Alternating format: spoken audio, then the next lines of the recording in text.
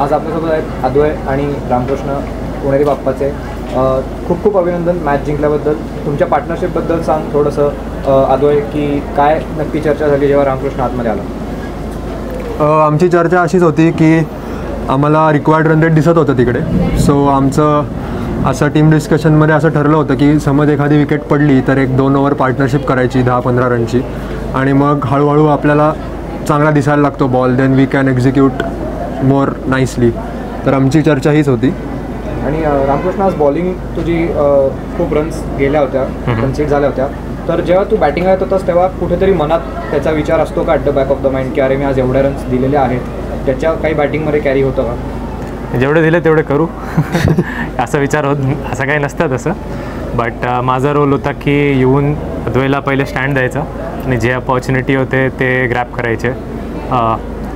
असं माझा प्रयत्न होता की शेवटपर्यंत आम्ही दोघं खेळावं, आणि तसं झालं. अनफॉर्च्युनेटली तो खूपच चांगला कॅच घेतला त्याने, नाहीतर तोच फिनिशिंग शॉट होता. But still I am learning. Bowling नाही झाली आज, ठीक आहे, बॅटिंगमध्ये केलं. होपफुली नेक्स्ट इनिंग बॉलिंग पण चांगली करू.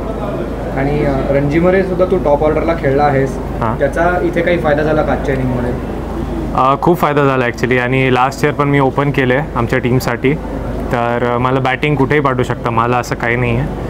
फक्त अजून इम्प्रूव्ह करायला बघतो आहे मी, इवन इन लोअर ऑर्डर जे काय असेल, whatever role is put on me, I just want to express myself, आणि अजून चांगलं कसं करता येईल त्याच्याकडे लक्ष देतो फक्त. आणि अद्वैत, थोडंसं तुझ्या सेलिब्रेशनबद्दलही सांग. 50 नंतर काय सेलिब्रेशन होतं ते?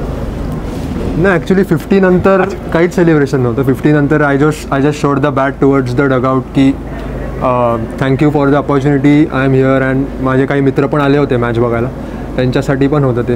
That was the celebration. आणि माहिती होतं की आता अजून पुढे मॅच राहिली आहे. सो आणि आज सूरज शिंदेच्या वरती बॅटिंगला आलास, ते टॅक्टिकल डिसिजन होतं? कोण, मी? रामकृष्ण.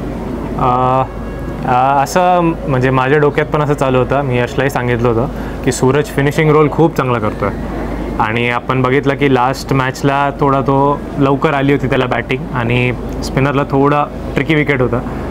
तर मी त्याला सांगितलं होतं की I can play better to the spin. So I just requested him की बघ, जर जमलं तर वरती पाठव एकदा. आणि आय एम रिअली थँकफुल की त्यांनी पाठवलं. I could express my self. Yes.